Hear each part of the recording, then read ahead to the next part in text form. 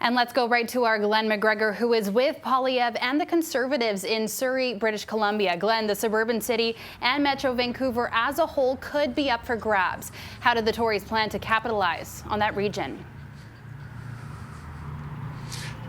Yeah, that's right, Catalina. The poll suggests that British Columbia is going to be the most closely contested region in the country, and areas like where I am here in Surrey, a suburb of Vancouver proper, they tend to have a lot of swing seats in them that could ultimately determine the outcome of the election. If Pierre Poilievre wants to become Prime Minister, he's going to have to pick up seats in these regions.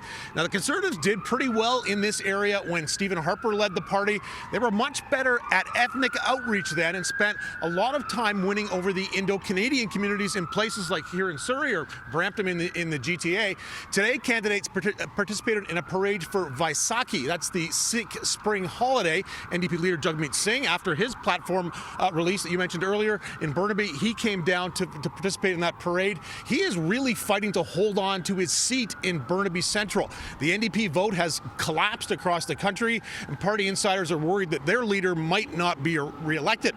Now, Pierre Poilievre, as I said, held this press conference this morning in Richmond, which is an area around the city's airport. It has a large Asian population, and again, Conservatives won seats here in the Harper era, but lost them to Justin Trudeau's Liberals. They were able to win seats back then because, again, from the ethnic outreach to the large Asian community in Richmond. Now, today, Poilievre attacked that Liberal platform launch, saying Mark Carney is going to run up more debt and be even worse for the Canadian economy than Justin Trudeau ever was. Poilievre also pitching, as you mentioned, that plan to give judges the option to order mandatory treatment for people convicted of certain drug crimes. And he also said he would stop the decriminalization of hard drugs and shut down safe injection sites. Now, the opioid epidemic, of course, is a major issue here in the Lower Mainland. Now, Poilievre only takes 4 questions from journalists each day, and his staff pick out who is going to be allowed to ask them.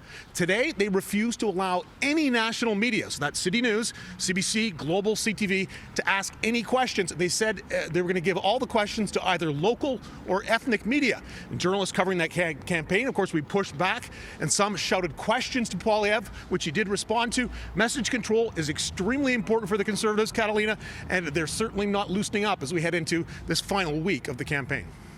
All right, thank you for that, Glen. That is our Glen McGregor reporting for us in Surrey, BC.